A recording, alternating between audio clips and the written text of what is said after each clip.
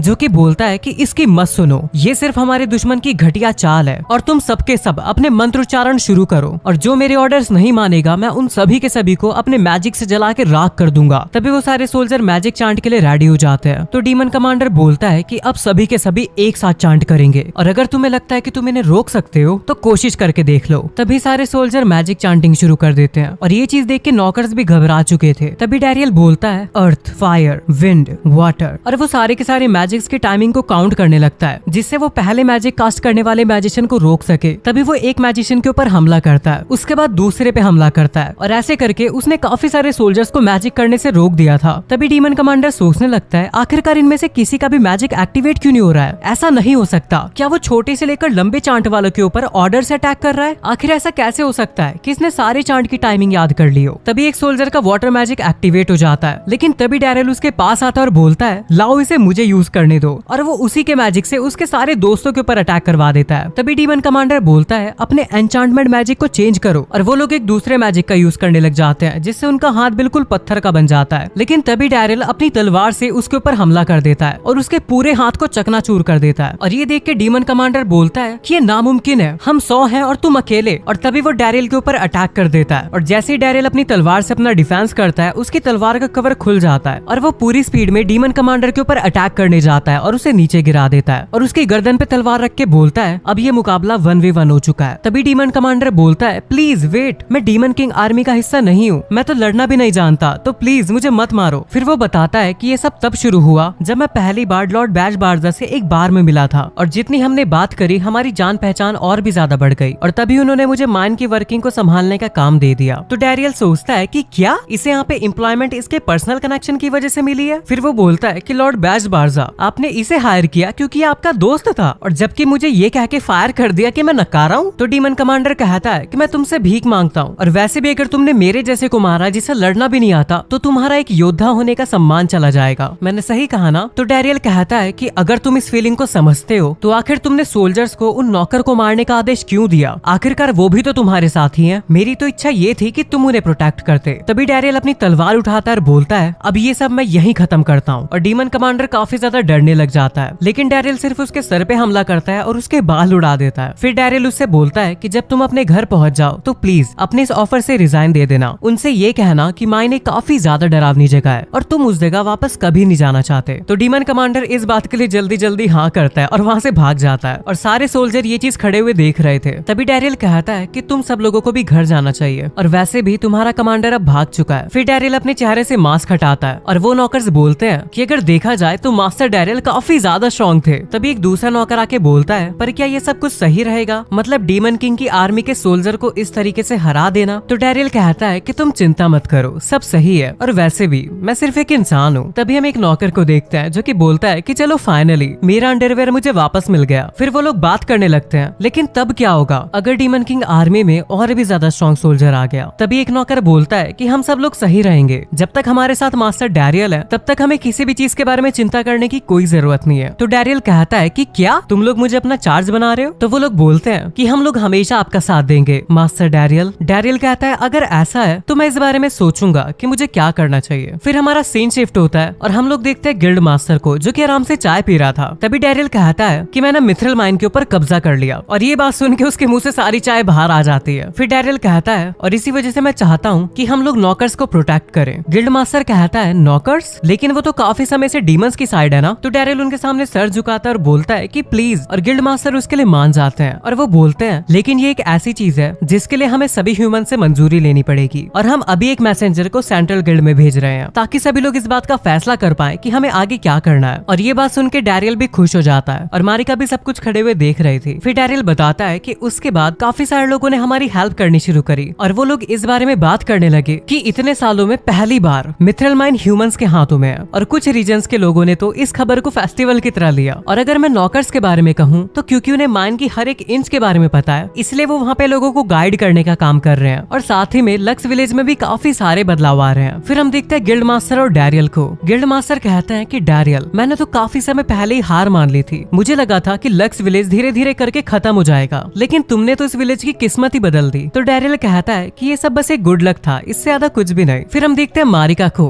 जो कि डैरियल के लिए लंच लेके आ रही थी, लेकिन तभी उसका बैलेंस बिगड़ता है और डैरियल उसे पकड़ लेता है और बोलता है कि मारिका। और डैरियल के मुंह से अपना नाम सुनने के बाद में मारिका इतनी एक्साइटेड हो जाती है कि वो उसे हक करती है और वो दूर घिसटता हुआ जाता है। फिर मारिका कहती है कि तुमने मुझे मालिका बुलाया और इस बार तुमने मिस का यूज भी नहीं किया। ये सुन के ऐसा लगा जैसे मैं तुम्हारी अपनी हूँ। और ये सब चीजें बाकी विलेजर्स भी देख रहे थे। मारिका कहती है कि मैं चाहती हूँ कि तुम मुझे रोज इसी तरह बुलाओ मास्टर डैरियल। तभी मारिका डैरियल की तरफ देखती है और इस बार भी बेचारे का बुक की स्टार्टिंग होती है और हम लोग देखते हैं डीमन आर्मी के कासल को, जहाँ पे बैश बारजा का पालतू तोता उसकी झूठी तारीफ कर रहा था और बोलता है लॉर्ड बैश बारजा, आप आज भी हमेशा की तरह काफी ज्यादा ऑसम लग रहे हैं, आप इस पूरी एकेडमी में सबसे ज्यादा जीनियस हैं। तो बैश बारजा बोलता है कि हाँ, ये सब सुन के मैं थक चुका हूँ, मुझे लगता है कि मुझे तुम्हें कुछ और सेंटेंस भी सिखाने पड़ेंगे। तभी वहाँ पे ज़ेबियांटिस आ जाती है और कहती है बैश बारजा, मुझे तुम्हें कुछ बताना था। तभी वो अपने सामने एक चीज को देखती है और पूछती है कि आखिरकार ये क्या है। तो बैश बारजा कहता है कि मेरी परमिशन के बिना अंदर घुसने की कोई जरूरत नहीं है। तो उसका तोता भी यही बात दोहराता है। फिर बैश बारजा अपने तोते से कहता है क्या तुम्हें इसमें इंटरेस्ट है? अगर ऐसी बात है तो मुझे तुम्हें इसके बारे में बताना ही होगा। और वो बोलता है कि मैं एक कंप्रेस्ड मैजिक वेपन बनाने के बिल्कुल बीच में हूँ। ये मिथ्रिल का यूज करके मैजिक को काफी जल्दी अब्सॉर्ब करेगा और मैजिकल एलिमेंट्स को कंबाइन करके उन्हें इतना कंप्रेस कर देगा जिससे इसमें स्टोर की जाने वाली मैजिक एनर्जी 100 गुना ज्यादा स्ट्रॉन्ग होगी। और तभी वो वहाँ पे काफी खतरनाक फायर मैजिक करता है और बोलता है कि इसकी मदद से एक मेगा बॉम्ब बनेगा और मैं फोर्स जनरल की हिस्ट्री में सबसे ज्यादा महान बन जाऊंगा। तभी ज़ेबियांटिस बोलती है लेकिन इसके लिए तो तुम्हें काफी सारा मिथ्रिल चाहिए होगा ना। तो डैरियल कहता है कि उसकी कोई दिक्कत नहीं है, जितना हमें मिल रहा था फिलहाल हमें उसका 4 गुना ज्यादा मिल रहा है। तो ज़ेबियांटिस कहती है कि हाँ, मैंने सुना था कि माइन में काफी सारी प्रॉब्लम्स चल रही है। तो बैश बारजा बोलता है कि उस माइन में डैरियल का काफी बड़ा कंट्रीब्यूशन था। तो ज़ेबियांटिस कहती है कि असल में मैं तुमसे इसी बारे में बात करने आई थी, मिथ्रिल माइन हमसे छीन ली गई है। बैश बारजा बोलता है कि क्या? तो ज़ेबियांटिस बताती है कि ह्यूमंस ने उसके ऊपर पूरी तरीके से कब्जा कर लिया है। और ये बात सुन के बैश बारजा को शौक लगता है और वो नीचे बैठ जाता है और बोलता है कि ऐसा नहीं हो सकता। तो ज़ेबियांटिस बोलती है कि सिचुएशन इससे भी ज्यादा बदतर हो गई है, कोई है जिसे तुमसे शिकायत है। तो बैश बारजा बोलता है और आखिर वो कौन है? आखिर मुझे फटकार लगाने की हिम्मत कौन कर सकता है? मैं पूरी डीमन किंग आर्मी को चलाता हूँ। तो ज़ेबियांटिस बोलती है वो पर्सन खुद डीमन किंग है। और ये बात सुन के बैश बारजा भी घबरा जाता है। फिर हमारा सीन चेंज होता है और हम लोग देखते हैं डीमन किंग को को, जिसके सामने बैश बर्जा सर झुका के बैठा हुआ था।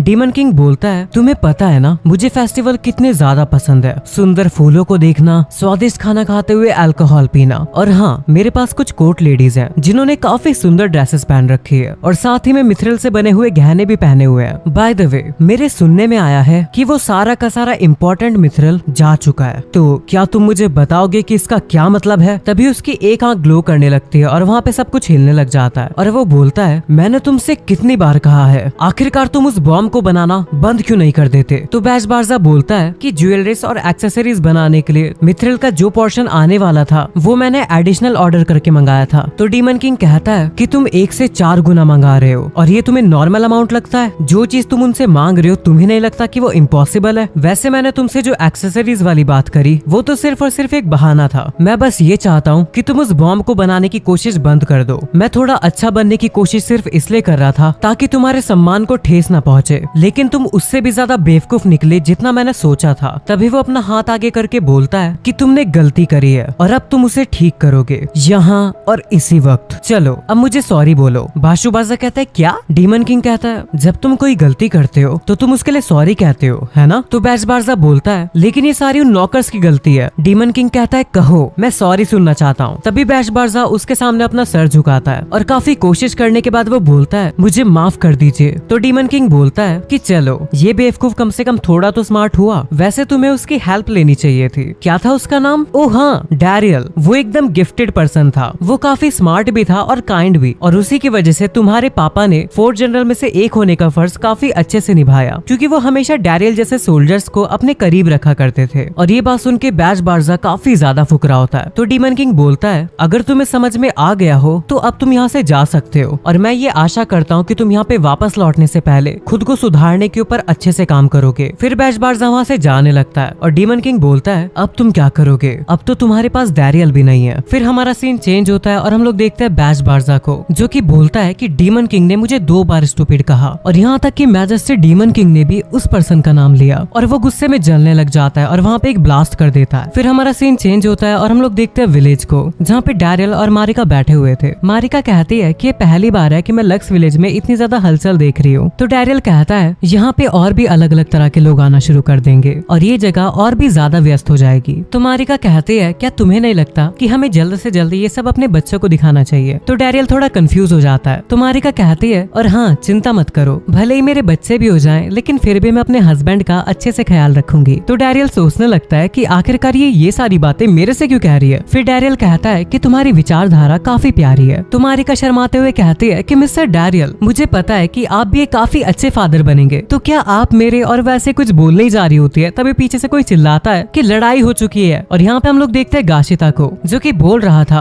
कि तुम्हारी हिम्मत कैसे हुई हमारे बारे में ऐसे बात करने की। और यहाँ पे डैरियल बोलता है कि मारिका, मैं वहाँ पे लड़ाई के पास जा रहा हूँ। तो मारिका कहती है कि आज मैंने काफी अच्छा खाना बनाया है, तो प्लीज घर जल्दी आ जाना, तुम आओगे ना? और यहाँ डैरियल बोलता है कि मुझे अंदर से ऐसी फीलिंग आ रही थी कि वो जरूर कोई भयानक बात बोलने वाली है। मैं इस बात के बारे में श्योर नहीं हूँ, ये सिर्फ मेरी एक कल्पना है। और यहाँ पे गाशिता अभी भी लड़े जा रहा था, तभी पीछे से डैरियल आता है और कहता है कि यहीं पे रुक जाओ। तो गाशिता बोलता है कि पर बड़े भाई, ये इंसान बोल रहा है कि कंट्री साइड के एडवेंचरर्स नकली होते हैं। तो वो आदमी कहता है कि मैं माफी चाहता हूँ, मैं उन एडवेंचरर्स का लीडर हूँ जो कि कैंप बेल टाउन से आए हैं, और मेरा नाम फिट बेटन है। और वो बोलता है कि मैंने ऐसा सुना है कि इस विलेज में केवल 2 एडवेंचरर्स हैं, तो क्या तुम उनमें से एक हो? तो डैरियल बोलता है कि हाँ, लेकिन अभी मैं सिर्फ एक नौसिखिया हूँ। और ये बात सुन के वो आदमी हंस के बोलता है कि डी रैंक? तो मुझे लगता है कि वो सब सिर्फ अफवाह थी। मैंने ऐसा सुना था कि तुम दोनों ने मिथ्रल माइन के ऊपर वापस से कब्जा कर लिया है। आखिरकार तुमने ये करने में कौन सी हाथ की सफाई का इस्तेमाल किया है? तो डैरियल कहता है कि हम लोग सिर्फ लकी थे, बस इतनी सी बात है। तो वो आदमी कहता है कि हाँ, ऐसा हो सकता है, आखिरकार तुम सिर्फ डी रैंक के एडवेंचरर हो। तो गाशिता वापस उससे लड़ने जा रहा होता है, लेकिन डैरियल उसे रोक देता है। तो गाशिता बोलता है, लेकिन वो आपके बारे में ऐसा सब बोल रहा है। तभी वो आदमी कहता है कि माइन से रिलेटेड सारा काम अब से हम लोग संभालेंगे, और तुम दोनों जाके अपनी वो फालतू की जॉब्स कर सकते हो। और हाँ, इस जवान बदतमीज लड़के को बांध के रखो। तो डैरियल कहता है कि तुमने कहा कि तुम कैंप बेल टाउन से हो, तुम वही लोग हो ना जो कि ब्लेज डेडसाइट मॉन्स्टर के पीछे गए थे? वो आदमी कहता है, तुम उसके बारे में जानते हो? डैरियल कहता है कि हाँ, क्योंकि वो हमारे एरिया में घुस गया था। ये बात सुन के वो थोड़ा शॉक होते हैं। डैरियल बताता है कि जैसा मैंने सुना था उसके मुताबिक कैंप बेल के एडवेंचरर्स ने उसे मारने की कोशिश करी थी, लेकिन वो इसमें फेल हो गए और वो मॉन्स्टर लक्स विलेज तक आ पहुंचा। और जिस डेथ ब्लेज मॉन्स्टर को तुमने तुमने भागने दिया वो सबसे पहले इसी इंसान को मिला था और इसे किसी पट्टे की कोई जरूरत नहीं है। और गाशिता ये सब बात सुन के इमोशनल हो जाता है। डैरियल कहता है कि गाशिता यहाँ से चलो। तभी गाशिता बोलता है जिसने उस बेवकूफ सांप को मारा था वो मेरे बड़े भाई थे, इन्होंने तुम्हारे उस फैलाए हुए गंद को साफ किया था, कम से कम तुम्हें इन्हें थैंक्स बोलना चाहिए। तभी डैरियल बोलता है कि ये सब सही नहीं हो रहा है, ऐसे तो हमारी इनके साथ लड़ाई हो जाएगी। तभी वो आदमी कहता है क्या वो डेथ ब्लेज मॉन्स्टर उसे तुमने हराया था? मैंने इस बारे में अफवाह तो सुनी थी लेकिन ये तो सच में कमाल हो गया, लक्स विलेज के एक अकेले एडवेंचर ने उसे हरा दिया। तो डैरियल बोलता है कि हाँ मैंने कुछ करके उसे संभाल ही लिया था, मुझे लगा था मैं मर जाऊंगा लेकिन फिर भी। तभी पीछे एक एडवेंचरर बोलता है कि इसने उसे 1v1 फाइट में हरा दिया, ऐसे काम तो ए रैंक वाला एडवेंचरर कर सकता है। और सभी लोग उसे हवा में उछालने लगते हैं और बोलते हैं कि ये ए रैंक का एडवेंचरर है, ए रैंक का। और ये चीज देख के वो आदमी काफी ज्यादा फुक जाता है। फिर हमारा सीन चेंज होता है और मारिका गाशिता से पूछती है कि तुम्हारा क्या मतलब है गाशिता? गाशिता बोलता है कि मैंने तुम्हें पहले ही बता दिया है, उस एडवेंचरर का नाम फिटबिटन था और वो बड़े भाई के बारे में काफी उल्टी सीधी चीजें बोल रहा था। तभी मारिका अपना चाकू निकालती है और बोलती है मुझे उसे खत्म कर देना चाहिए। तो डैरियल उसे देख के बोलता है कि फिलहाल ये बिल्कुल वैसी लग रही है जैसी उस डियर को मारते हुए लग रही थी। तभी मारिका बोलती है कि उसे इसका बदला अपनी जिंदगी देके चुकाना पड़ेगा। और गाशिता बोलता है उसकी ऐसी की तैसी कर देना मारिका।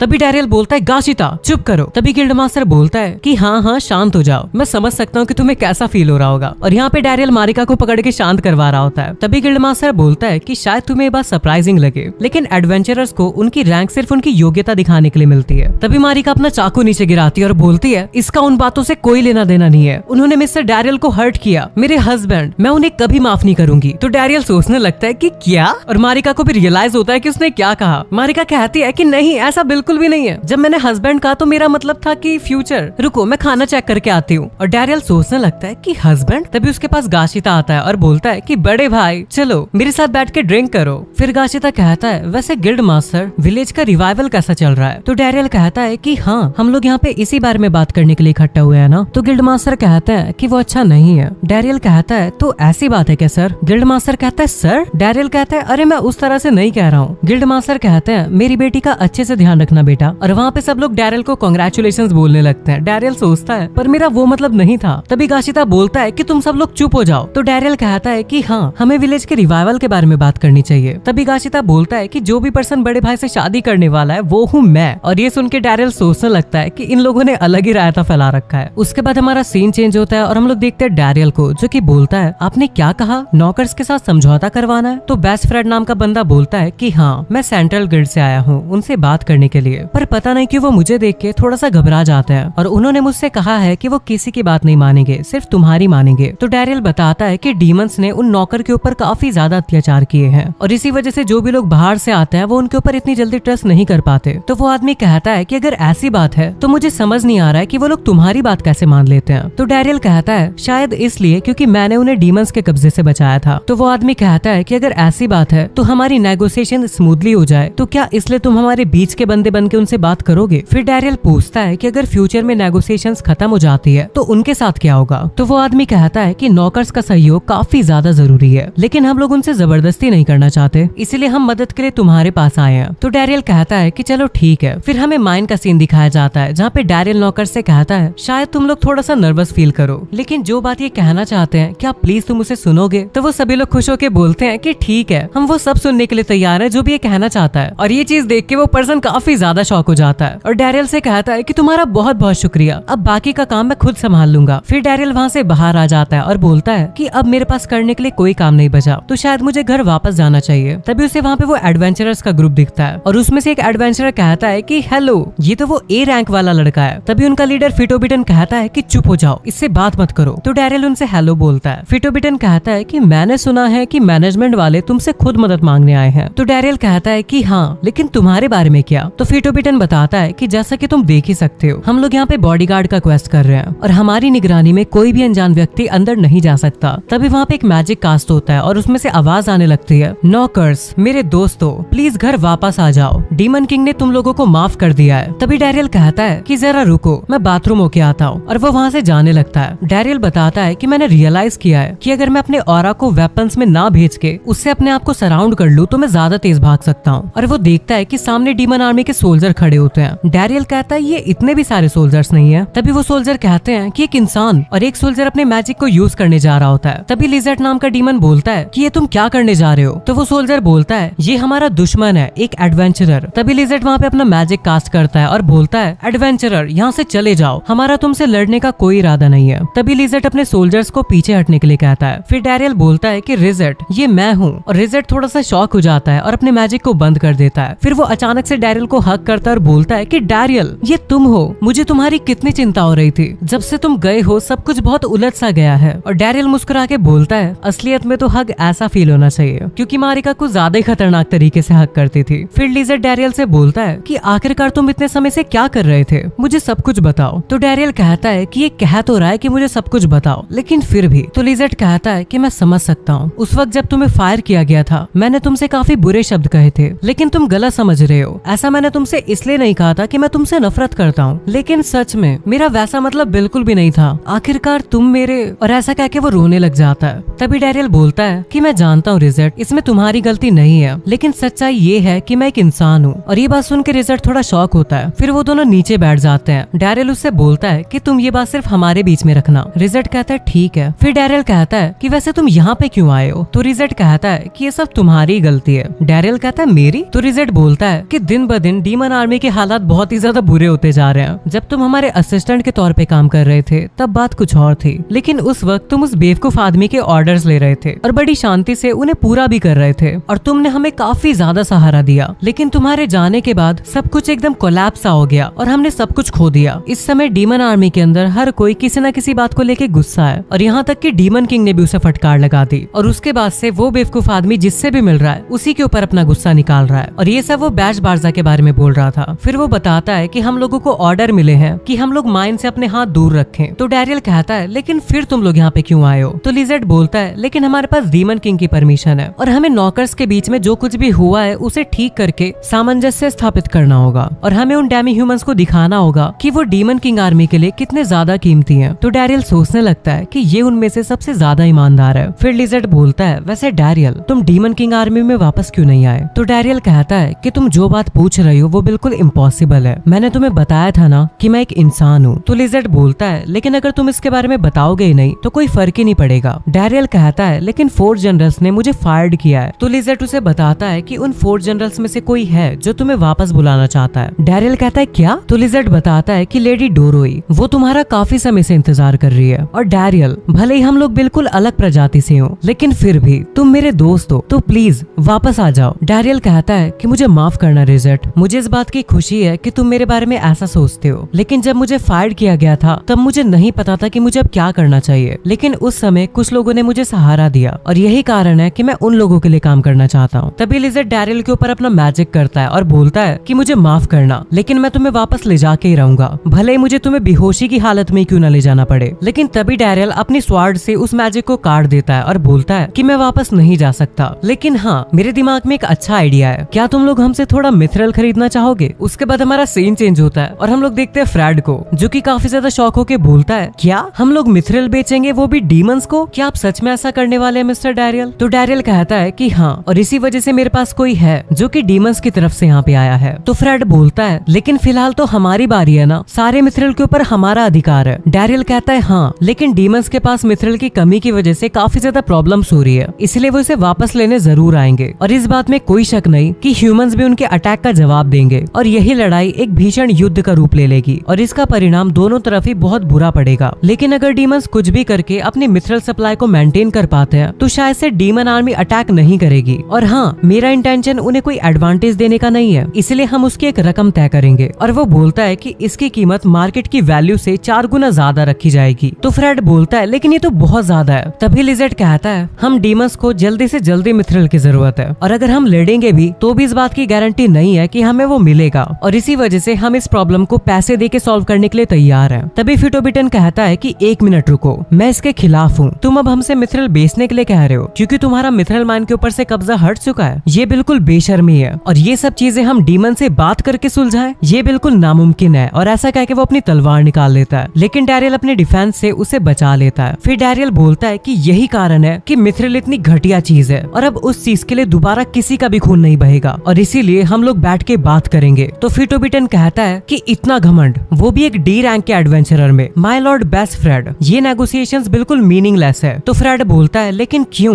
मैंने तुमसे सिर्फ सिक्योरिटी और एस्कॉर्ट सर्विस के लिए रिक्वेस्ट की थी, और यहाँ पर सिर्फ तुम हो जो कि बेशरम हो, क्योंकि एक पॉलिटिकल मैटर पे अपनी एडवाइस देना ये तुम्हारे क्वेस्ट का हिस्सा नहीं है। तभी फ्रेड बोलता है कि मिस्टर डैरियल, चलिए अपने डिस्कशन पे वापस आते हैं। तो डैरियल बोलता है कि इस डीमन के ऊपर हम लोग ट्रस्ट कर सकते हैं, और यही कारण है कि मैं इसे यहाँ पे लेके आया हूँ, और ये बिल्कुल अकेला आया है अपनी जान दाव पे लगाकर। फिर लियन बोलता है कि हमें काफी ज्यादा खुशी होगी डीमन गेस्ट, और हम आपके साथ मिथरल शेयर करने के लिए तैयार हैं। और ये बात सुन के डैरियल भी खुश हो जाता है। उसके बाद वो लोग ट्रांजैक्शन के डिटेल्स के बारे में बात करने लगते हैं, और यहाँ पे फिटोबिटन पूरी तरीके से फूक चुका था। उसके बाद हमारा सीन चेंज होता है और हम लोग देखते हैं लिजर्ट को, जो कि बोलता है तुम्हारा शुक्रिया डैरियल, तुम्हारी वजह से मैं नौकर से भी माफी मांग पाया, जो कुछ भी तुमने किया है उसके लिए शुक्रिया। तो डैरियल कहता है कि शुक्रिया कहने की कोई जरूरत नहीं है, वैसे भी तुम यहाँ पे मौजूद थे, इसी वजह से अच्छे से बार्गेन हो पाई, और तुम दोनों ही मेरे लिए काफी ज्यादा कीमती हो। तो लिजर्ट कहता है तुम्हारा मतलब डीमंस और ह्यूमंस? डैरियल कहता है हाँ, जब मैं सिर्फ बच्चा था तब ग्रैंड बार्जा ने अगर मुझे गोद नहीं लिया होता तो शायद मैं कब का मर चुका होता, और इस पॉइंट पर आकर मेरे लिए नस्ल कोई अहमियत नहीं रखती। और ये कितना अच्छा होगा ना अगर सभी लोग दोस्त बन जाएं। और इसी के साथ हमारा चैप्टर यहीं पे एंड हो जाता है। चैप्टर 5 की स्टार्टिंग होती है और हम लोग देखते हैं डैरियल को, जो कि एक पर्चा पकड़ के कहीं पे जा रहा था, क्योंकि उसे मिथरल की वर्कशॉप बनाने के लिए कहा गया है। डैरियल कहता है कि मैंने सुना था कि इस विलेज के अंदर पहले से मौजूद है, और वो लोग चाहते हैं कि मैं उसे ढूंढ के रिवाइव करूं। तभी उसे वो जगह मिल जाती है, और इस जगह पे हम लोग वापस फिटोबिटन को देखते हैं, जिसे देख के डैरियल थोड़ा हैरान होता है। तभी फिटोबिटन कहता है कि तुम्हारे सारे हार्ड वर्क के लिए बहुत बहुत शुक्रिया, लेकिन अब तुम बाकी का काम हमारे ऊपर छोड़ सकते हो। तो डैरियल कहता है लेकिन मिस्टर बेस्ट फ्रेंड ने कहा है कि, तो फिटोबिटन कहता है कि तुम उसकी चिंता मत करो, मैंने हर चीज की तैयारी कर ली है, और अब तुम लोग घर जाके हमारे खाने की तैयारी कर सकते हो। तो डैरियल मन में सोचता है पर ऐसा नहीं हो सकता। तभी फिटोबिटन बोलता है कि एक डी रैंक का एडवेंचरर कभी भी बी रैंकर्स के प्लान में दखल नहीं देगा,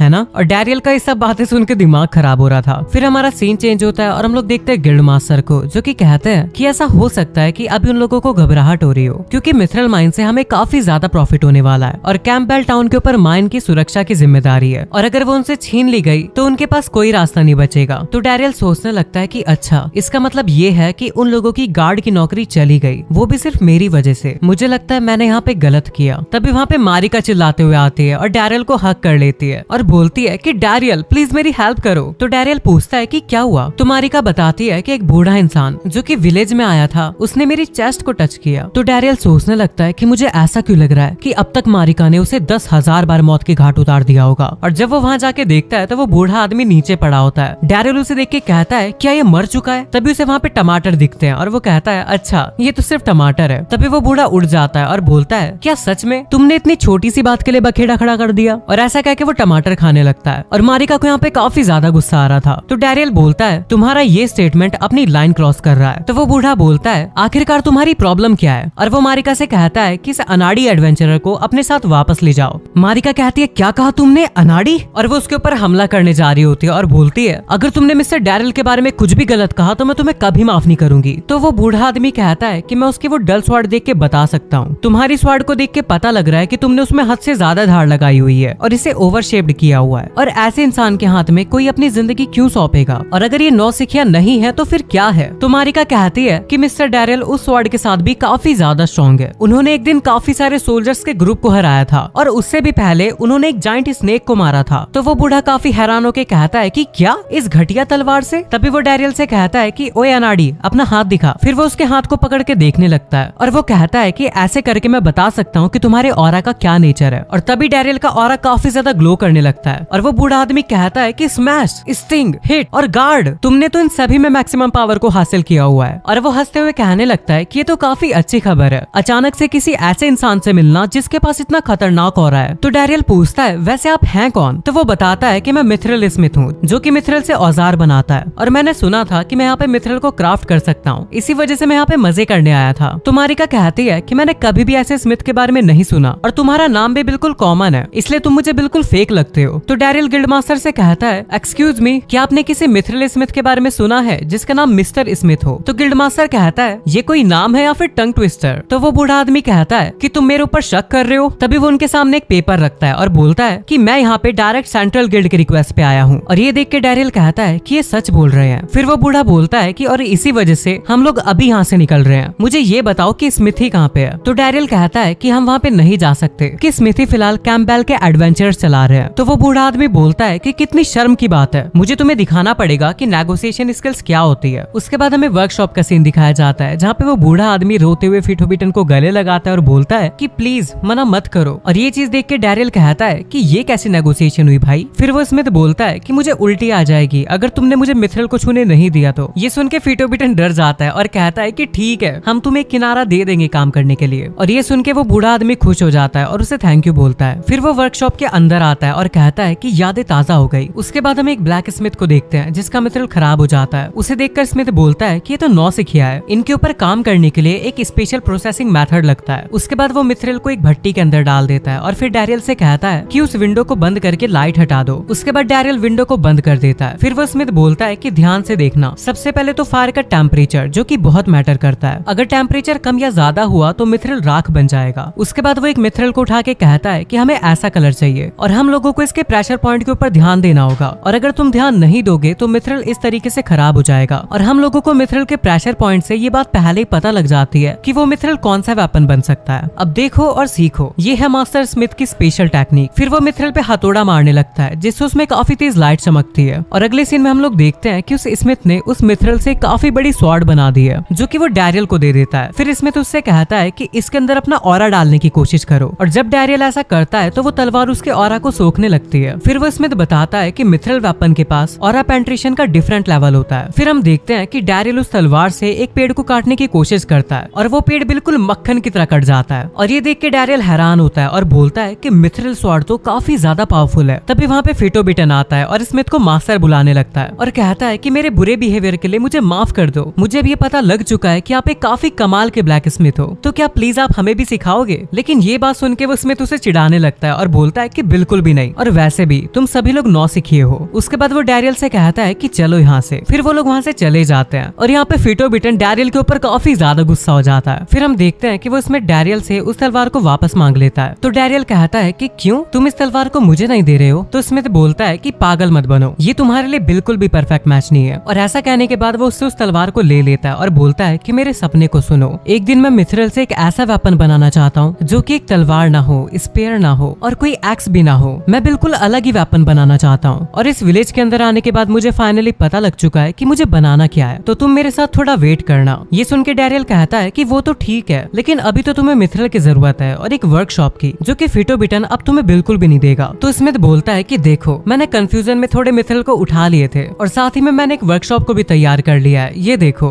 ये देख के डैरियल उससे पूछता है कि तुमने ये कब किया। तो वो स्मिथ बोलता है कि ये सब मेरे डिसाइपल्स ने किया है। उसके बाद डैरियल कहता है लेकिन जो तुम फर्नेस लाए हो वो तो एक मैजिकल आइटम है ना। तो स्मिथ बताता है कि ये मैंने ब्लैक मार्केट से खरीदी है। ये सुन के डैरियल कहता है लेकिन हम बिना मैजिक के इसे यूज कैसे करेंगे। तो स्मिथ दुखी हो जाता है और बोलता है कि यही प्रॉब्लम है। फिर अगले सीन में हम लोग देखते हैं कि डैरियल लिजर्ड की हेल्प मांगता है उसके मैजिक के लिए, और लिजर्ड भी उसके लिए मान जाता है। लेकिन उसी टाइम पे वहाँ पे गाशिता भी आ जाता है और बोलता है मुझे माफ करना बड़े भाई, मैं आपके लिए काफी ज्यादा यूजलेस हूँ। फिर वो इसमें डैरियल से पूछता है क्या ये तुम्हारा डीमन दोस्त है। तो डैरियल कहता है कि हाँ। तो लिजर्ड बोलता है कि डैरियल ने मुझे ट्रांसमीटर पर सारी बातें बता दी है, और अगर डैरियल ऐसा चाहता है तो मैं तुम्हारी हेल्प करूंगा, लेकिन सिर्फ एक ही बार, क्योंकि मैं काफी सारी वेपन्स बनाने के लिए इंसानों की मदद नहीं कर सकता। तो स्मिथ बोलता है कि मुझे ज्यादा वेपन नहीं बनानी है, और वैसे भी मैं डैरियल का काफी ज्यादा शुक्रगुजार हूँ, क्योंकि मैंने ऐसा सुना है कि डैरियल ही वो पर्सन है जिसने मिथरल माइन को वापस से अपने कब्जे में लिया है। उसके बाद वो बूढ़ा बताता है कि अगर कोई भी ब्लैक स्मिथ एक बार मिथरल को टच कर ले तो उसके बाद उसे लोहे पे काम करने में बिल्कुल भी मजा नहीं आता। मिथरल पे काम करते वक्त जो साउंड आती है मैं उसे कभी नहीं भूल सकता। उसके बाद वो डैरियल से कहता है कि तुमने मुझे एक ड्रीम दिया है और तुम्हारे पास एक स्पेशल ऑरा है, इसलिए मैं तुम्हारे लिए एक काफी ज्यादा पावरफुल वेपन बनाना चाहता हूँ जो कि तुम्हारे ऊपर मैच करे, और वो वेपन काफी ज्यादा औसम होगा। मैं तुम्हारे लिए एक ऐसा वेपन बनाऊंगा जो कि तुम्हारी चारों एबिलिटी के साथ सूट करेगा। और अब मेरा ड्रीम है डैरियल तुम्हारे लिए एक वेपन बनाना। और अगले सीन में हम लोग देखते हैं कि लिजर्ड अपने मैजिक से उस फर्नेस को एक्टिवेट कर देता है। तो स्मिथ डैरियल से कहता है कि ऐसे क्यों खड़े हो, जाओ और जाके ड्रिंक्स लेके आओ। तो डैरियल भी उसे लेने जाने लगता है, लेकिन तभी वहाँ पे फिटोबिटन आता है और डैरियल से कहता है कि 1 मिनट मेरे साथ चलो। फिर फिटोबिटन डैरियल से पूछता है क्या तुम्हें ये विलेज पसंद है। तो डैरियल कहता है कि तुम्हारे कहने का मतलब क्या है। तो फिटोबिटन कहता है कि शायद तुमने अभी तक रियलाइज नहीं किया है, लेकिन ये विलेज तुम्हें बेवकूफ बना रहा है। अगर मैं दूसरे शब्दों में कहूँ तो तुम्ही ने मिथरल माइन को अपने कब्जे में किया था ना, इसका मतलब इस माइन का सारा प्रॉफिट सिर्फ और सिर्फ लक्स विलेज को मिलना चाहिए था। लेकिन कोई है जो कि इस माइन को हड़पना चाहता है, और वो है सेंट्रल गिल्ड। ये सुन के डैरियल कहता है कि आखिरकार तुम कहना क्या चाहते हो। तो फिटोबिटन उससे कहता है क्या तुम मेरे साथ फोर्सेस ज्वाइन करोगे। इस समय पे ये विलेज काफी ज्यादा वीक है, लेकिन अगर कैंपबेल टाउन तुम्हारे साथ होगा तो तुम लड़ पाओगे। लेकिन डैरिल उसके ऑफर को रिजेक्ट कर देता है और कहता है कि जिन्हें मैं प्यार करता हूँ तुमने उन्हें हर्ट किया, और अगर हमारे साथ कुछ बुरा होगा भी तो भी मैं ओनर के साथ ही रहूंगा।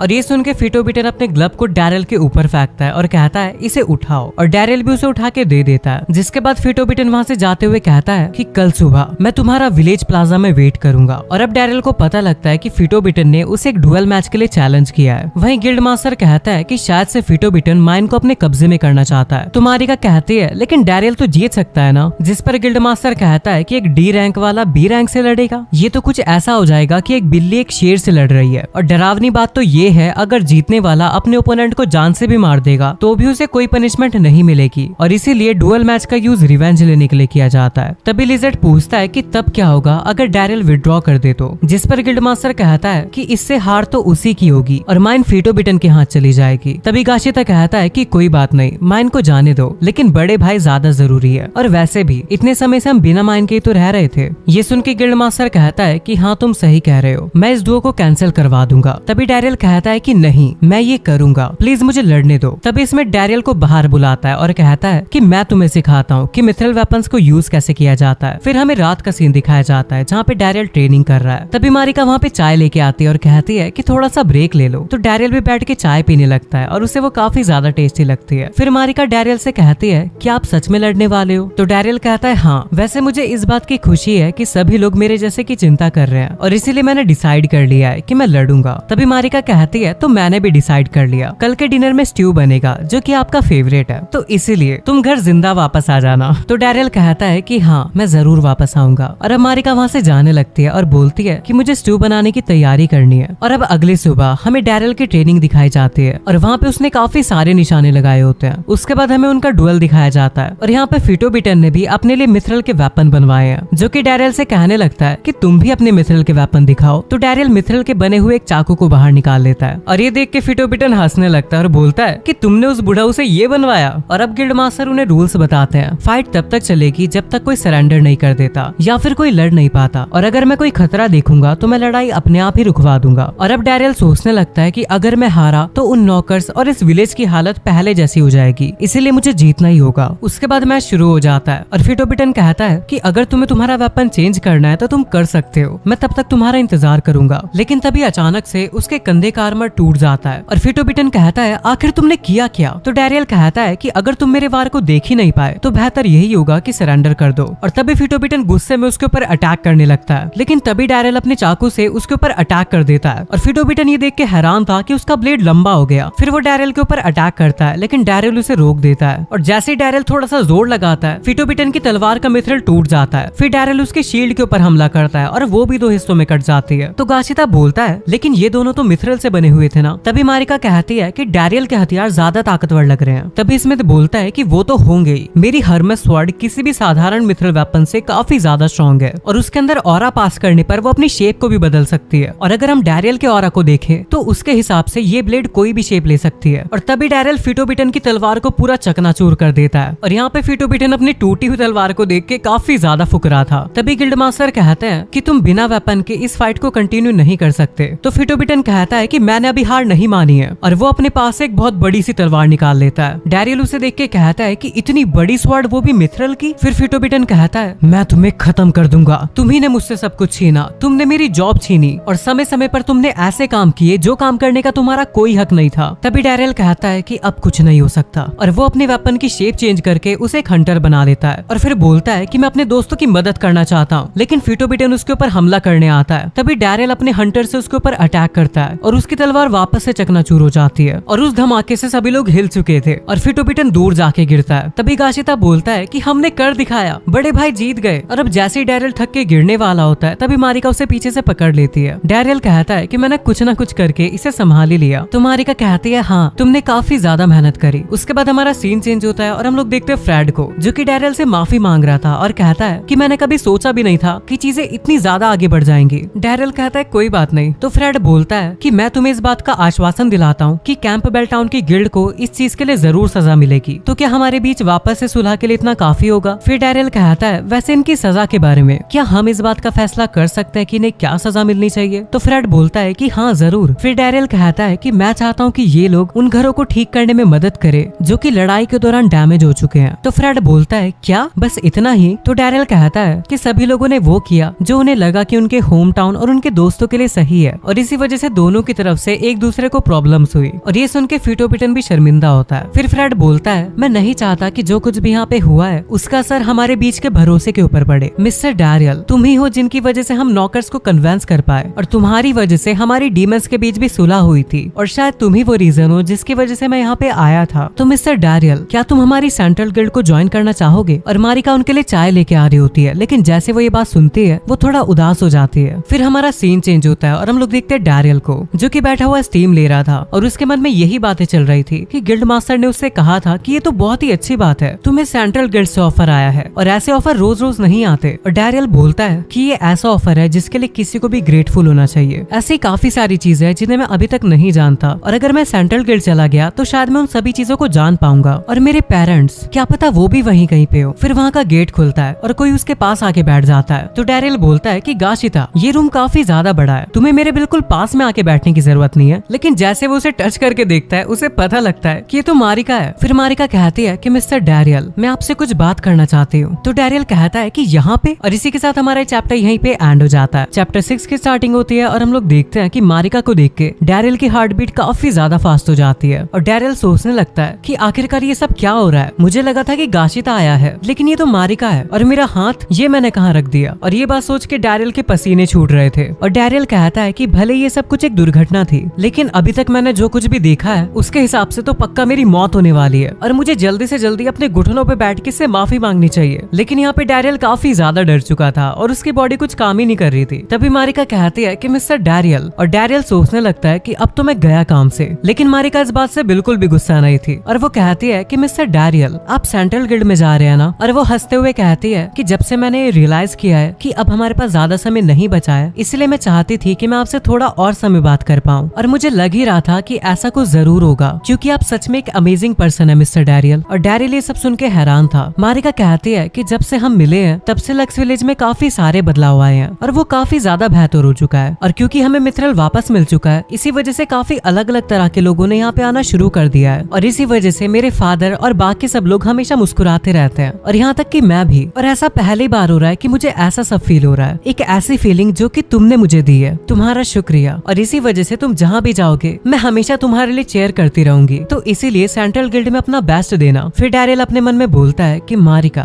तुम हमेशा से इसी तरह की थी, जो कि हमेशा दूसरों के लिए अपने चेहरे पे स्माइल लाती है, लेकिन तुम्हारी जो खुद की फीलिंग्स हैं तुम उन्हें दबा लेती हो, क्योंकि तुम्हें लगता है कि वो एक सेल्फिशनेस है, लेकिन ये सच नहीं है। तभी मारिका कहती है क्या हुआ मिस्टर डैरियल? तो डैरियल बोलता है कि मैं नहीं जा रहा, मैंने सेंट्रल गिल्ड के ऑफर को रिजेक्ट करने का सोचा है। तो मारिका पूछती है लेकिन क्यों? तो डैरियल कहता है कि जब मुझे फायर कर दिया गया था तब मैं इधर उधर घूम रहा था, और तब तुम मुझे मिली और मुझे यहाँ पे ले आई, और जब मेरे पास जाने के लिए कोई भी जगह नहीं थी तब लक्स विलेज ने मुझे पनाह दी, और इसीलिए ये मुझे काफी प्यारा है। और इसके अलावा अगर मैं चला गया तो मैं तुम्हारे हाथ के स्ट्यू नहीं खा पाऊंगा, और ये बात मुझे काफी ज्यादा उदास करेगी। और यहाँ डैरियल भी थोड़ा शर्माने लगता है। तभी मारिका उसका हाथ पकड़ के रोने लगती है और कहती है मुझे काफी ज्यादा खुशी है कि मैं अभी भी तुम्हारे साथ रह पाऊंगी। तभी डैरियल मारिका के गाल पे हाथ रखता है और मारिका अपनी आंखें बंद कर लेती है। फिर डैरियल कहता है तो इसी तरह मुझे इस विलेज में रहने का एक और कारण मिल गया। उसके बाद हमारा सीन चेंज होता है और हम लोग देखते हैं बैज बारजा को, जो कि अपने फादर ग्रैंड बाजार से मिलने आया था, और वो देखता है कि उसके फादर ने वहाँ पे एक मैजिक फायरबॉल बना रखा है। तभी ग्रैंड बाजार बोलते हैं तो आखिरकार तुम आ ही गए बैज बारजा। तभी बैज बारजा पूछता है आप ये क्या कर रहे हैं फादर? तो ग्रैंड बाजार बताते हैं कि जो चोट मुझे हीरो ने दी थी ये करने से वो जल्दी ठीक हो जाएगी। और अगले सीन में हम लोग देखते हैं कि वो लोग खाना खा रहे हैं और ग्रैंड बाजार बाशु बारजा से पूछते हैं आखिरकार तुम्हारा फोर्थ जनरल में काम कैसा चल रहा है? तो बैज बारजा बोलता है कि अच्छा चल रहा है। तो ग्रैंड बारजा बोलते हैं ये तो काफी अच्छी बात है, लेकिन क्या तुम डैरियल की बातों को सही से सुन रहे हो? तो बैज बारजा थोड़ा सा घबराते हुए बोलता है हाँ। फिर ग्रैंड बाजार बोलते हैं कि जब मैंने रिटायर होने का फैसला लिया था तब सभी लोग हैरान हो गए थे, क्योंकि मैं उनमें सबसे ज्यादा स्ट्रॉन्ग था, इसीलिए वो नहीं चाहते थे कि मैं रिटायर हूँ। लेकिन डैरियल की वजह से लोगों का शक दूर हो गया, क्योंकि वो काफी अच्छे से फोर्थ जनरल्स को सर्व करता था, और इसीलिए लोग नए जनरल्स के ऊपर बिलीव कर पाए और मैं रिटायर हो सका। और वो कहते हैं क्या तुम्हें याद है जब मैंने तुम्हें अपनी पोजीशन दी थी तब मैंने तुमसे क्या कहा था? तो बैज बारजा बोलता है कि हाँ मुझे याद है, आपने कहा था कि आपकी जिंदगी में लक डैरियल की वजह से आया है, और ये पोजीशन मिलने के बाद आप गिफ्ट के तौर पे वो लक मुझे दे रहे हो। तो ग्रैंड बाजार कहते हैं कि हाँ तुमने सही कहा, वैसे डैरियल कैसा है, तुम उसे ज्यादा परेशान तो नहीं कर रहे? और ये सुन के बैज बारजा घबरा जाता है और कहता है नहीं ऐसा नहीं नहीं है वो तो काफी अच्छा काम कर रहा है हमारी हेल्प करने में, और इसीलिए आप चिंता मत करो, आप सिर्फ अपनी रिकवरी पे ध्यान दो। और ये सुन के ग्रैंड बाजार अपनी टेबल को बैज बारजा के मुंह पे फेंक के मारते हैं और फिर वो उसके काफी खतरनाक पंच मारते हैं, जिसकी वजह से बैज बारजा दीवार तोड़ के बाहर निकल जाता है। फिर बाशु बाजा अपने फादर से पूछता है कि आखिरकार आपने ऐसा क्यों किया। तो ग्रैंड बाजार कहते हैं कि काफी समय से मुझे काफी सारे डीमंस की कंप्लेंट्स आ रही है, ये कहते हुए कि उनके बेटे और उनके पड़ोसियों को जॉब से निकाल दिया गया है, और मुझे पता लगा है कि तुम्ही ने उन्हें निकाला है। वैसे मुझे लगा नहीं था कि तुम इतने ज्यादा बेवकूफ होंगे कि तुमने डैरियल जैसे कीमती खजाने को ऐसे ही जाने दिया, और तुम अभी के अभी डैरियल को वापस लेके आओ और उससे माफी मांगो। ये सुन के बैज बारजा गुस्सा हो जाता है और बोलता है मैं कभी भी उस यूजलेस पर्सन के भरोसे नहीं रहूंगा, मैं अपनी खुद की एबिलिटीज का यूज करूंगा और सक्सेस को अचीव करूंगा। आखिरकार मैं हिस्ट्री के सबसे ताकतवर जनरल ग्रैंड बाजार का बेटा जो हूँ, मैं सभी को प्रूव करूंगा कि शेर का बेटा शेर ही होता है। और ऐसा बोलने के बाद बैज बारजा वहाँ से चला जाता है। वहीं ग्रैंड बाजार कहते हैं तुम दोनों एक साथ काम क्यों नहीं करते हो। फिर वो कहते हैं डैरियल तुम कहाँ पर हो और क्या कर रहे हो। उसके बाद हमारा सीन चेंज होता है और हम लोग देखते हैं मारिका की मॉम को, जो कि मारिका को उठाने आई थी, और कहती है मारिका तो हमेशा काफी जल्दी उठ जाती है क्योंकि उसे डैरियल के लिए खाना बनाना होता है, लेकिन आज वो क्यों नहीं उठी। उसके बाद वो गेट ओपन करती है और उन दोनों को देख के बोलती है ओह ये दोनों तो काफी एंजॉय कर रहे हैं। अगले सीन में हम लोग देखते हैं कि मारिका उठ के नीचे आने लगती है और बोलती है कि मुझे माफ करना, आज मैं सुबह उठ के ब्रेकफास्ट नहीं बना पाई। और फिर हम डैरियल को देखते हैं जो कि काफी ज्यादा थका हुआ लग रहा था, और तभी उसका सीढ़ियों पे से पैर फिसल जाता है और वो नीचे गिर जाता है। मारिका के मॉम डैड उसे देख के कहते हैं कि तुम ठीक तो हो ना। तो डैरियल कहता है कि माफ करना मैं ठीक हूँ। और अब अगले सीन में हम लोग देखते हैं कि वो लोग ब्रेकफास्ट कर रहे होते हैं और मारिका के डैड डैरियल से पूछते हैं कि तुम इतने थके हुए क्यों लग रहे हो। तो ये सुन के डैरियल और मारिका दोनों ही शर्मा जाते हैं। फिर गिल्ड मास्टर कहते हैं कि लगता है तुमने कल रात को कुछ ज्यादा स्टीम ले ली थी, तुम्हें समय का ध्यान रखना चाहिए। तो डैरियल कहता है कि हाँ मैं आगे से ध्यान रखूंगा। फिर मारिका की मॉम मारिका से कहती है मारिका मैं तुम्हारे लिए बहुत खुश हूँ। तो मारिका अपनी मॉम को थैंक्स बोलती है। उसके बाद हमें गिल्ड का सीन दिखाया जाता है जहाँ पे डैरियल गिल्ड मास्टर के साथ बैठा हुआ था और वो कहने लगता है कि ये मोमेंट कितना ज्यादा ऑकवर्ड है। तभी गिल्ड मास्टर डैरियल को देख के घूरने लगते हैं। तो डैरियल घबरा के सोचने लगता है कहीं इन्हें उस बारे में पता तो नहीं लग गया। तभी गिल्ड मास्टर कहते हैं कि हर्ब्स कलेक्ट करने वाली जॉब्स काफी ज्यादा बढ़ चुकी है, तो क्या तुम उन्हें पूरा कर दोगे। तो डैरियल कहता है कि हाँ मैं उन्हें पूरा कर दूंगा। फिर वो मन में सोचने लगता है कि चलो शुक्र है इन्हें पता नहीं लगा। तभी मारिका की मॉम डैरियल के पास आके कहती है क्या तुम मेरी इस काम में मदद करोगे। तो डैरियल भी मान जाता है और वो उनकी हेल्प करने लगता है। तभी मारिका की मॉम डैरियल के कान में कहती है कि मैं प्रे करती हूँ कि तुम और मारिका साथ में काफी अच्छे से रहो। और ये बात सुन के डैरियल के पसीने छूट जाते हैं। डैरियल कहता है कि इन्हें साफ साफ पता है कि क्या हुआ था, लेकिन मैं ऐसे चुप तो नहीं रह सकता, मुझे कुछ तो कहना ही होगा। लेकिन क्या मुझे उस बारे में भी बताना होगा। नहीं मैं नहीं बता पाऊंगा। और फिर डैरियल सोचने लगता है शायद मुझे इन लोगों से मारिका का हाथ मांग लेना चाहिए। ऑफ कोर्स मैं ऐसा करूंगा। तभी गिल्ड मास्टर डैरियल को काफी गुस्से में बुलाते हैं और डैरियल गिल्ड मास्टर के हाथ में कुल्हाड़ी देख के डर जाता है और वो बोलता है कि क्या हुआ। तो गिल्ड मास्टर बोलते हैं कि मुझे तुमसे बात करनी है। उसके बाद वो लोग गिल्ड में आ जाते हैं। गिल्ड मास्टर डैरियल से कहते हैं कि मैं और मेरी वाइफ काफी ज्यादा बूढ़े हो चुके हैं और अब ये मारिका और तुम्हारा समय है। और ये सुन के डैरियल सोचता है शायद इन्हें पता लग चुका है कि कल रात को क्या हुआ था, मैं इन्हें सब कुछ सच सच बता देता हूँ। और अब डैरियल उन्हें बताने ही जा रहा होता है। तभी गिल्ड मास्टर कहते हैं कि मैं चाहता हूँ कि तुम मेरी जगह इस विलेज के चीफ बन जाओ। और ये बात सुन के डैरियल शॉक हो जाता है और बोलता है लेकिन मैं क्यों। तो वो कहते हैं कि तुम्ही ने तो मिथिल के माइंड को वापस लिया है और इसी वजह से ये विलेज वापस से जिंदा हो पाया है, और यही कारण है कि तुम इस विलेज के चीफ बनने के लिए बिल्कुल क्वालिफाइड हो। तो डैरियल बोलता है कि नहीं ये रिस्पॉन्सिबिलिटी मेरे लिए काफी बड़ी है। तो गिल्ड मास्टर कहते हैं कि शुरुआत में ऐसा लगता है लेकिन बाद में तुम्हें इसकी आदत हो जाएगी और लोग ऐसे ही तो ग्रो करते हैं। ऐसी हैवी रिस्पॉन्सिबिलिटीज लेने से उन्हें अंत में उसका फल जरूर मिलता है, यही तो जिंदगी है। वैसे रिटायर होने के बाद मैं इस जॉब को मिस करूंगा, लेकिन ये जॉब मैं तुम्हें दे रहा हूँ इसलिए मैं काफी ज्यादा खुश हूँ। और ये बात सुन के डैरियल सोच में पड़ जाता है। तभी वो मारिका की तरफ देखता है और बोलता है कि रिस्पॉन्सिबिलिटीज लेना। फिर डैरियल गिल्ड मास्टर से कहता है कि ठीक है मैं इस विलेज का चीफ बनूंगा, लेकिन उससे पहले मेरी एक रिक्वेस्ट है, प्लीज मुझे मारिका से शादी करने दीजिए। मैं प्रॉमिस करता हूँ कि मैं हमेशा उसे खुश रखूंगा। ये सुन के गिल्ड मास्टर थोड़े शॉक होते हैं लेकिन वो हाँ कर देते हैं। और ये बात सुन के मारिका की आंखों में आंसू आने लगे थे और डैरियल उसे देख के कहता है कि ये लड़की जब मेरे पास कहीं जाने के लिए कोई जगह नहीं थी तब इसी ने मेरे लिए वो जगह बनाई जहाँ पे मैं बिलोंग कर सकूं। उसके बाद डैरियल मारिका के पास आता है और कहता है कि मारिका क्या तुम मुझसे शादी करोगी। और मारिका वापस पूरी स्पीड में आती है और डैरियल को हक कर लेती है और डैरियल के मुंह से खून आने लग जाता है और वो दरवाजा तोड़ के बाहर घसीटता हुआ जाता है। लेकिन इस बार डैरियल अपने आप को संभाल लेता है और एक ऊंची छलांग मारता है और फिर वो ऊपर जाकर मारिका को पकड़ लेता है और बोलता है अब से हम दोनों अपनी जिंदगी खुशी से बिताएंगे। तभी मारिका बोलती है हम 2 नहीं 3। उसके बाद डैरियल कहता है कि मैंने मारिका से शादी कर ली और उसके बाद मैं लक्स विलेज का मेयर बन गया और अब 1 साल बीत चुका है और तब से लक्स विलेज काफी ज्यादा ग्रो हो चुका है और पहले से काफी बड़ा बन चुका है और मिथरल की प्रोसेसिंग भी काफी अच्छी चल रही है और ये विलेज अपनी तरक्की की चरम पे पहुंच चुका है जितना आज तक कभी नहीं हुआ। ये बात मुझसे फादर ने कही थी। उसके बाद डैरिल स्मिथ के ग्रेव के पास बैठ के कहता है कि आपका बहुत बहुत शुक्रिया उस सब के लिए जो भी आपने मुझे सिखाया मिस्टर स्मिथ, आप हमेशा हमें देखते रहना। उसके बाद डैरिल अपने घर वापस आता है और मारिका उसका स्वागत करती है और उसके साथ में उसका बेबी भी था। तो डैरिल बोलता है कि ग्रैन बिल्कुल छोटी मारिका की तरह दिखता है। तो मारिका बोलती है लेकिन इसकी आंखें तुम्हारी तरह है। फिर डैरिल बोलता है कि ग्रैन ये मेरा बेटा है और इसका नाम मैंने उनसे लिया है जिन्हें मैं पिता की तरह प्यार करता था, जिन्होंने मुझे 30 साल तक पाल पोस कर बड़ा किया, लॉर्ड ग्रैन बार्जा। और आज से केवल 1 साल पहले मैं डीमंस के साथ रहा करता था, लेकिन अब ऐसा लगता है कि वो काफी ज्यादा पुरानी बातें हो चुकी है। तभी हम गाशिता को देखते हैं जो कि भागा हुआ घर की तरफ जा रहा था और वो बोलता है कि बड़े भाई ये काफी बड़ी खबर है। तो डैरिल बोलता है क्या हीरोज आ रहे हैं? तो गाशिता बताता है कि हाँ मैंने सुना है कि वो यहाँ पे पहुंच ही चुके हैं। तो गाशिता गिल्ड मास्टर से कहता है क्या ये हीरो काफी ज्यादा अमेजिंग है? तो गिल्ड मास्टर कहते हैं कि तुम्हें उसके बारे में नहीं पता, लेकिन फिर भी तुम इतना एक्साइटेड होके आ रहे हो। फिर वो बताते हैं कि हीरोज वो लोग होते हैं जिन्हें डीमंस को मारने की ड्यूटी मिली होती है और वो सबसे ज्यादा स्ट्रॉन्गेस्ट एडवेंचरर होते हैं। तो डैरिल बोलता है कि डीमंस की नजरों में तो हीरोज मर्डरर होते हैं। मैंने एक बार एक हीरो को लड़ते हुए देखा था जो कि काफी ज्यादा खतरनाक तरीके से लड़ रहा था और वो हीरो दाढ़ी वाला एक बूढ़ा आदमी था। और अब डैरिल सोचता है कि आखिरकार वो यहाँ पे आया क्यों है? कहीं वो मुझे तो मारने नहीं आया, क्योंकि पहले मैं डीमन किंग आर्मी में था। तभी गिल्ड मास्टर कहते हैं कि हीरो को ग्रीट करने का काम मैं तुम्हें देता हूँ। और अगले सीन में हम लोग देखते हैं कि डैरिल अपना मुंह ढककर हीरोज को ग्रीट करने के लिए जाता है और साथ ही में वो अपने वेपन को भी रेडी रखता है कहीं उसे लड़ना न पड़ जाए। और तभी उस कार्ट में से एक लड़की हीरो बाहर आती है। उसे देख के डैरिल कहता है कि इसकी तो दाढ़ी है ही नहीं, और वो हीरो अपना नाम लेडी बताती है। और वहाँ पे एक भाला मारने वाला भी होता है और उसका नाम होता है शेषा, और उसी के साथ की एक लड़की का नाम होता है सातो में। फिर डैरिल कहता है कि मैं मेयर हूँ डैरियल। तभी हीरो कहती है क्या कोई प्रॉब्लम है? तो डैरिल कहता है कि नहीं, बस मैंने सोचा नहीं था कि वो ऑनर्ड हीरो एक जवान लड़की होगी और इसीलिए मैं थोड़ा सा सरप्राइज दूं। तो वो बताते हैं कि जो मेरे प्रेडेसेसर थे वो डीमंस के साथ हुई लड़ाई में काफी ज्यादा जख्मी हो गए और इसीलिए अब वो रिटायर हो चुके हैं। तो डैरिल सोचता है कि चलो अब मुझे कोई पहचानेगा नहीं, और वो अपने मास्क को उतार देता है। तभी वो लड़की कहती है कि डैरियल क्या तुम वो पर्सन हो जो कि दूसरे लोगों को उनकी एज और जेंडर से जज करते हो, और ये बात ध्यान रखो कि युद्ध का अधिकार सिर्फ और सिर्फ लड़कों को नहीं है। तो डैरिल कहता है कि मेरी रूडनेस के लिए मैं माफी चाहता हूँ, और वो हीरो उसे तिरछी नजर से देखती है। तो डैरिल बोलता है कि ये हीरो तो काफी ज्यादा डरावनी है। उसके बाद हम देखते हैं कि वो लोग विलेज के अंदर घूमने लग जाते हैं। फिर सातों में बोलती है वैसे देखा जाए तो इस विलेज के अंदर डीमन किंग को हराने की चाबी है। तो डैरिल कहता है कि डीमन किंग को हराने की चाबी? तभी हीरो बोलती है कि वो मिथरल वेपन्स की बात कर रही है और हम कुछ वेपन्स बनाने का ऑर्डर देना चाहेंगे। तो डैरिल कहता है कि अच्छा तो ये इसलिए यहाँ पर आए हैं। उसके बाद हम देखते हैं कि लेडी अपने हाथ पे कुछ नोट्स लेके आई होती है जो कि वो पढ़ रही होती है, और उसमें लिखा होता है कि अच्छे से बात करने का सही तरीका क्या होता है। ये देख के डैरिल सोचता है कि हीरो को नोट्स की जरूरत पड़ रही है अच्छे से बात करने के लिए। ये लड़की सच में काफी ज्यादा अजीब है। उसके बाद डैरिल उन्हें अपने घर पे लेके आ जाता है और फिर वो अपने बेटे ग्रैन को संभालने लगता है क्योंकि वो रो रहा था। तभी लेडी कहती है क्या ये तुम्हारा बेटा है? तो डैरिल कहता है कि हाँ। फिर डैरिल उससे पूछता है क्या तुम इसे गोद में लेना चाहोगी? तो लेडी कहती है कि हाँ, इसे जल्दी से मुझे दो। फिर डैरिल सोचने लगता है कि मैंने कभी सोचा नहीं था कि एक दिन हीरो मेरे बेटे को उठाएगी। और उसके बाद ग्रैन काफी ज्यादा अजीब सी हरकतें करने लगता है और अब डैरिल सोचने लगता है कि इन हरकतों से प्रूव होता है कि ये मेरा ही बेटा है। और इसी के साथ हमारा चैप्टर यहीं पे एंड हो जाता है। और अगर आप इसका नेक्स्ट पार्ट देखना चाहते हो तो चैनल को सब्सक्राइब कर लो, बेल आइकन को ऑल पे सेट कर लो।